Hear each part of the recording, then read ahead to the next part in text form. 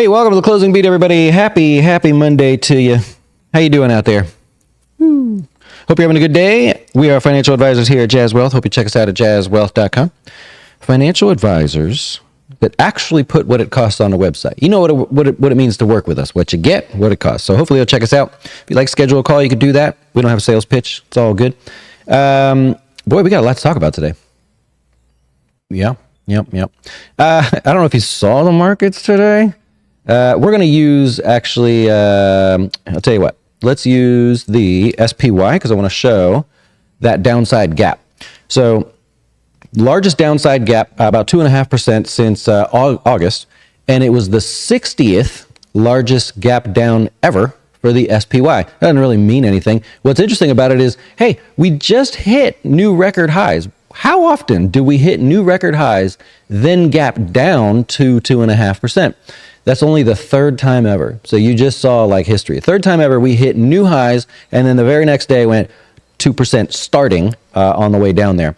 The last two times it happened, it was the day before I turned 14 and a week before my high school graduation. So anybody want to guess those dates, you're good to do that. Both cases, by the way, I should say in both cases, which is not a large sample size, but in both of those cases, the stock market was down 3% a month later. 3% one time, 2.92. I think the other one was that there. What you saw today was the power of the imbalance in what we call the market cap weighted S&P. That's just how it's calculated, right? So the S&P, the bigger your company, the more weight you have. We've said that a million times there. The way you could tell that that was the case today, we have this huge downside gap in the S&P. Well, there's something you could use called the RSP, which is it's called the equal weight S&P, where every single stock gets the same weighting. It was positive today. What does that tell you? We got the S&P, right, down on the day, 1.4% or so. But if we gave everybody an equal weight, we'd actually been positive today. What that tells you is not everybody was playing along. Only the big names today, of course, NVIDIA, which we'll talk about, those big names, the trillion, I don't know where they're at now, but the $1 trillion names, huge companies get such a big percentage of the S&P. When they have a bad day, look out below. There's not much else you can do. In fact, 2/3 of the S&P was higher today. 67% of the S&P stocks were all higher today. You probably saw a few of those. We'll go over them as we get through this. Also want to point out something we did in our Notes from Jazz email this weekend. We called it, You Survived the December Crash. Here's all the S&P drawdowns going back from the last year and a half. And we saw this last one here, which was officially erased yesterday, or Friday, because we came back all the way from those lows. It was just over 4%. It was slow, boring, and not that much. We have not had a 10% pullback now since October of 2023. We're going on 15 months here, which is not normal, by the way. So when you see something like today, you go, oh, that hurts a little bit. Yeah, today was half, well, at the lows, it was half of that entire December pullback that we had all in one day. So you felt that pain, right? A little bit different there when you're looking around. Now, it was a good day to be a Dow investor, right? That actually turned positive first today and stayed positive. The NASDAQ, you can imagine they had a tough day, right? That's going to be a little bit of trouble. And small caps actually started to recover throughout the day. They didn't make it, but started to recover because, why? We'll use TLT for you. The 10-year, back to about 4.5. Good. Bond prices go up, rates are going down. So if you're looking for lower rates, it's trying, it's doing its thing. Bitcoin was below 100,000. That was kind of the talk for a little bit there. It's just floundering around right in there. Not a whole lot to mention. And crude oil, which helps our office trades, continues to pull back. Why? Why is crude oil pulling back? Well, does our president like the idea of drilling for more oil, or does he not, right? We're still well above break evens for producers, so there could be even more that happens there. I would argue that some of the pullbacks in there now kind of look attractive the other way, but we'll see what happens, of course. Hey, stocks in the news. We got to talk about it. NVIDIA, right? By the way, earnings. This is not an earnings play, but let me go back for a second. Earnings are mostly pretty good so far. I shared this in our Know Some Jazz email. 80% of companies so far are beating on earnings. It's very early, right? It's very early. And 68% are beating on revenue. If you compare that to just the last quarter, the whole last year, and then the last 10 years, we're way ahead of schedule. So earnings so far are looking pretty good, although that's not what we're talking about today because NVIDIA falls apart. Holy cow, man. Down 15% in one day. If you want, you can go to the research site. If you are a research member, you get this included in there. You can actually go and see how many times has NVIDIA fallen 15% in one day. There's only a couple times that it happened. And every time it's been lower looking out a week, month, or whatever. So I'm not saying that means it goes down this time, but if you want to look at it, the research site, of course, offers that. Here's what happened. This was a week ago, right? The news came out about this new DeepSeek AI, which really spawned from a hedge fund. It was pretty cool. If you ever see what they were using it for and what they turned into using it for, it's pretty cool. Anyways, The Economist comes out and says this project solving model, they call it the R1, it beat Claude and XAI's Grok, right? Their model. And I believe it also beat Llama as well. And they did it for $5.6 million is their estimate. It is their estimate, right? Remember, this is tricky because they say, we spend $1 billion, right? 100 million, whatever. You just saw Meta came out and said, we're going to spend 60 billion, maybe 60, 65 billion on their AI development. If that's true, that they really did have that project solving model do that well, okay, is it good news or bad news? I mean, for us, it's good news, right? For industry, it's good news. The people that use it in their manufacturing and supply chain and all that, it's great because that means their costs could come down, right? It's going to get more competitive out there. If they really did it using the chips that they said they did with it, then all of a sudden NVIDIA's margins aren't as wide as they should be, right? They're not using those high-end chips that they had there. There'd be less demand for those high-end, well, from China anyways. Remember, there's that exporting issue there, so they have to use different chips anyways. So a little bit tricky there. It would be good for us if we want to use AI because it'd be a little bit cheaper there. The trouble is there's a lot to choose from over there, and I pulled it up for you, so we're going to share that. Here's the cost, right? So you got Claude, and this is cost per 1,000 tokens, or I can't remember how many tokens it was. You've got a handful of others in here, and Dubao, by the way, or Daobao, I think you say it. That's not TikTok, but that's ByteDance, right? The company that owns it. So just a quick visual. This is the chart that was going around all the analysts today. Hey, well, I don't need to be a rocket scientist to realize this one model is cheaper. Now, it doesn't end there. Look at all the different choices you have. ByteDance, like I just mentioned a minute ago, they're kind of killing it over there. Their Daobao is the one that's got the most number of models. Oh, we have it here. They have the most number of products, most number of web products versus the app as well. And so that's just crazy. You got Baidu in there as well, Moonshot, Tencent. Alibaba, I believe, has Quinn. That's not the one reporting here, but look at all the choices. So this whole AI thing, even though it's news for us today, and we're all like, oh my God, what's happening? This is going to be crazy. It's not really like new news over there. What's fascinating is this was last week's news. We just now started to get excited about it over the weekend. Maybe to take away from some of that tariff talk. I don't know. Other stocks in the news today. MicroStrategy. These guys have a problem. It's called the Corporate Alternative Minimum Tax, which is essentially taxing you on, it's not unrealized gains, it's the market value of the assets that you hold. That means that they have to pay tax. And it's not necessarily the end of the world, but when your company loses $450 million a year with your normal business, you have no money to pay tax. What happens if they have no money to pay tax, but they've taken on all this debt and equity to buy all kinds of Bitcoin? If they don't get their way, they're lobbying Trump right now to make this happen. If they don't get their way and get a waiver for paying that alternative tax, they have to sell their Bitcoin. And they have to sell like $8 to $9 billion worth of it. So if you're in that one, let's hope Mr. Trump's in a good mood there. Ford, this is not new. They just added another 150,000 Broncos, Mavericks, some other truck to their recall list. It was like 200 and something thousand last week. I didn't really think much of it. Alphabet there. Barron says, this was poor timing on an article, huh? Barron's has an article that comes out over the weekend, says they're overlooking the value of their AI chips. Oh, then this news comes out. So maybe you'll get an updated article. SoFi beats on earnings, but they said next quarter's earnings are going to be about $180 million, which unfortunately is about 10% lower than expected. That is the entire reason for that drop. Coincidentally, it fell about 10%. Just kind of funny. AT&T, not normal you see a move like this. So AT&T, slow and steady. You think Verizon, you think Ford. These are just sort of, slushy kind of companies there. They beat on earnings, but all because of their fiber internet additions. 16% higher than expected. And I would argue part of this move today, they said, hey, when our DirecTV sale is done, remember they're selling, they own 70% of DirecTV. They said, well, when we end up selling off our position in DirecTV, we are going to start buybacks. And remember, we're in that type of economy where when a company says they're going to buy back shares, investors reward them for that. So that's that one. All right, time for the investor breakdown here. I want to share something with you. Since the bull market, would you have been better off in the S&P, large caps, or small caps? What would be better? Well, you might argue that with interest rates being higher, small caps be a little bit tricky. Remember, 40% of all the current Russell 2000 stocks have what's called variable debt. It's like you have in a credit card. One year it's, 15%. I don't know what you pay on a credit card.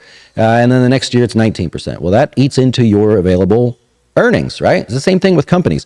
They have variable debt. Well, anyway, since the start of the bull market there, the Russell 2000 and the S&P actually were pretty correlated. They did well.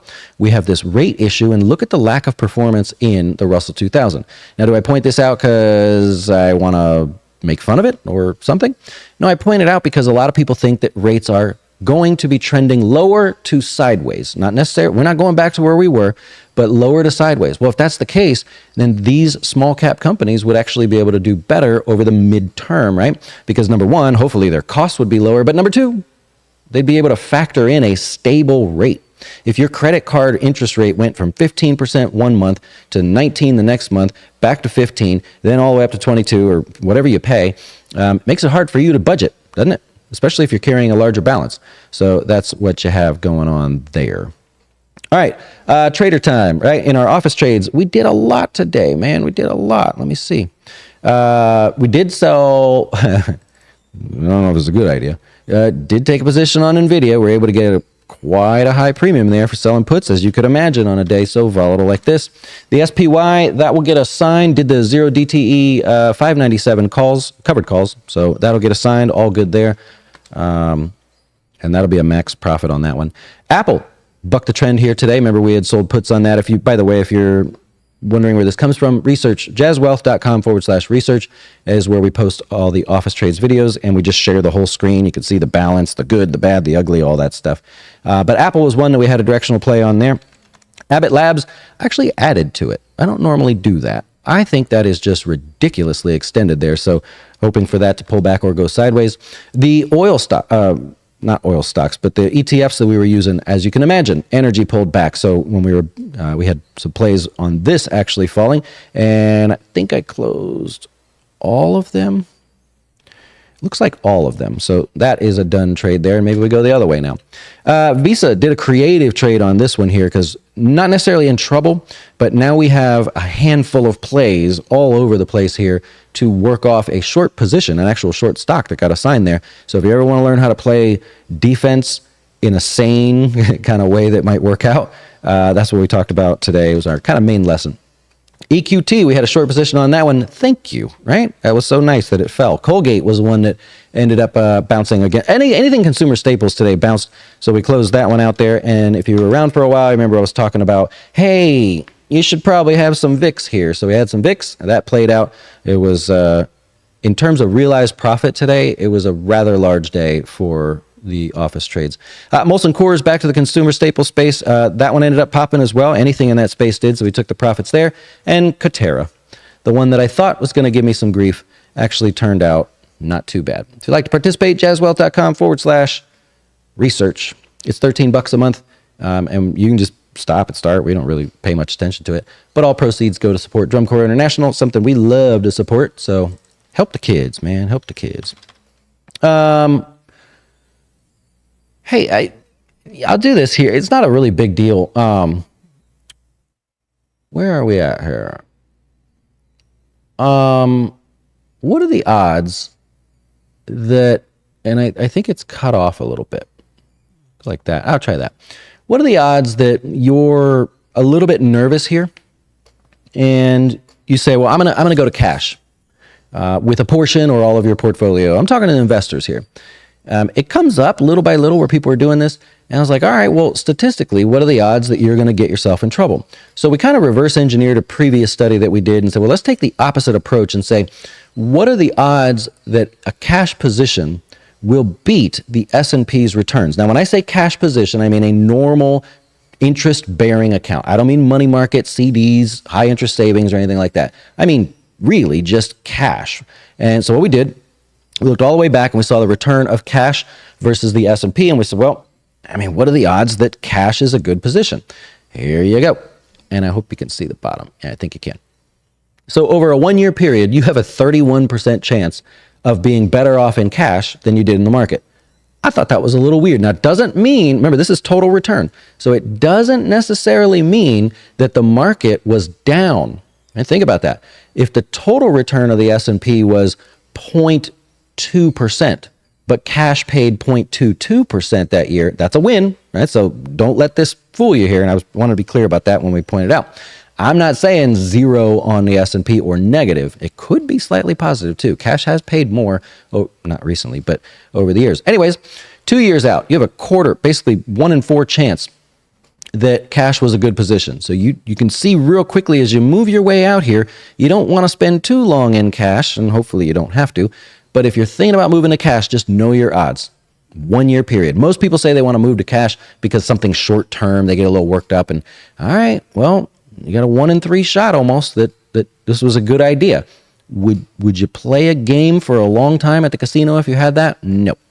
And then if you go out to 25 years and 30 years, I just thought it was fun to show there is never a chance where cash beat for that long. And that should make perfect sense, right? We're not surprising you on that one. Just thought it'd be fun to put it up there. All right, I'll take your questions if you have any questions. While we let the stream catch up here, let me tell you tomorrow, because that's going to be a bit of a busy day. Yeah. All right. So you got Boeing reporting earnings tomorrow. Will definitely be in the news. General Motors, Lockheed Martin, Progressive, be an interesting one. P-Car coming out, Raytheon, Starbucks after hours. Get some attention there, especially Starbucks China. I'd like to learn more about that. And that is about it. So a handful of earnings coming out. And if you're curious, who has the best? So the worst is Kimberly-Clark. 6 of the last 8 earnings reports, the stock has been down. Who else do we got here? And maybe like Starbucks, Black & Decker, maybe. I don't know. Starbucks down 4 of the last 8, so 50-50. Not really anything to point out there. All right. Let's see what you got here. You think they all overspent on AI? If the Chinese news is true, and that's a big if, then yeah. I mean, we're talking pennies compared to what they're spending. And I'm not pennies, but you get what I'm saying. Yeah. If a company stock is suddenly delisted in the USA, but on another stock exchange in Japan, can you buy it as an American? So that's happening right now with Russian stocks, where you're just not allowed to trade it. You still own it, and it's still trading over there, but you're not allowed to do that. There are certain platforms where, and you need a, what's it called? Not like a government waiver, but essentially it's a government waiver, to move the stock into the local place, right, and trade it there. Unfortunately, they ban U.S., in that case, they ban U.S. brokerage firms from doing transactions. So it's kind of a tit-for-tat thing. So with the Russia example, no, but that's not always the case. So I would say, yes, you can trade it, even if it's delisted here, or banned here for some reason, but you might have to move it to that local, wherever it's at. Should people buy NVIDIA right now, even though it's dropped 16%? I can't tell you whether to buy or sell. It's not something we're not allowed to do, but I can tell you if you use the research site and you say, well, how many other times has this stock fallen 15% in one day? And tell me what happened afterwards. It is not a positive. Right? So maybe that helps. Yeah. NRG, I think that's earnings. I believe they had, I saw it on my thing the other day. What's today, the 27th? No, maybe they reported early? That's the best I got for you on that one. Yeah. DeepSeek doing the same thing, but cheaper. Hey, I mean, like realize that this happens in every economy on the planet, right? Somebody develops something, somebody else goes, I've got a better mousetrap, or I've done it faster, more efficient. It worked with cars. So look at how cars went about it. It works with anything. So maybe it's a natural progression. I think the shock here is like, that cheap? All right, well, to be fair, they had been developing this as a part of their hedge fund for, I believe, 4 years. So how much money do they put into it to get it to that point where they're running that new, their project solving language model? Was some of that included before, or was that really the amount? Remember, and it was Jeffries that assumed that it was $5.6 million. They never said how much it actually costs. You're tired of hearing about the AI race there with China, as we learned with weapons and such. Yeah. I mean, at least this is hopefully not like weapons. I shouldn't say that. It could be. Hey, when you see a stock go down huge, like 15%, the next, it seems to fall at least another 0.5 or 7.5%. Beware. Statistically, is that true? I couldn't say that. I would say it depends on what happened beforehand. NRG is a good example. Not that it fell, I mean, almost 15%. That's a big move for this stock. It was previously going higher. So we have one nasty day here, which means we still have time for people to see their positions and look at it and go, ooh, I don't know, I'm nervous now, maybe I'll get out.